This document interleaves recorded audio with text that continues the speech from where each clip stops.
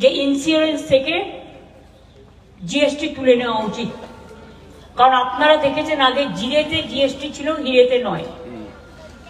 এবং অনেক সামান্য ওষুধ, জীবনদায়ী ওষুধ এবং ছোট্ট ছোট্ট জিনিস, এবং আপনারা জানেন সেন্ট্রাল গভর্নমেন্টের 1 পয়সাও এর জন্য খরচ হয়নি।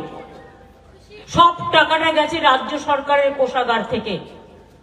ক্রেডিট নিচ্ছে একজন আর আত্মনির্ভরতার কথা বলছেন, টাকাটা দেবেন তো?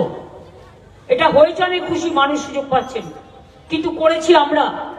কারণ আমার বাংলার মানুষদের জন্য, বাংলা থেকে আমার 20,000 কোটি টাকার এর জন্য রেভিনিউ লস হবে।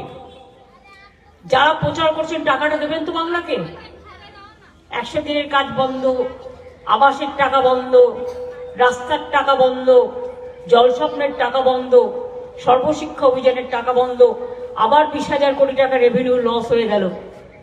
সংসারটা চালাবো কোথার থেকে? কিন্তু তা সত্ত্বেও আমি খুশি যে সুযোগটা মানুষ পেয়েছে, যেখান থেকে হোক আমাদের জোগাড় করতে হবে, কিন্তু মানুষের সুবিধা হয়েছে, এটা আমি বেশি খুশি। কিন্তু এর জন্য দিল্লির সরকারের কোনো কৃতিত্ব নেই বা কোনো পার্টির কোনো কৃতিত্ব নেই, এটার জন্য রাজ্য সরকারের টাকা গেছে।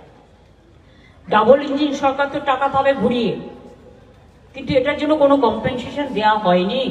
এটা আমাদের জিএসটি থেকে কাটা হয়েছে, এটা মাথায় রাখবেন। আমরা যে জিএসটিটা পাই, একটাই ট্যাক্স এখন দেবার বদলে নাম নিচ্ছে নিজেরা, আর টাকা গেছে আমার 20,000 কোটি টাকা। আমি একটা অ্যাড করে বলে দেবো, কাগজেও বেরোবেন, দেখে নেবেন, ওটা আমি বলেছি দিতে।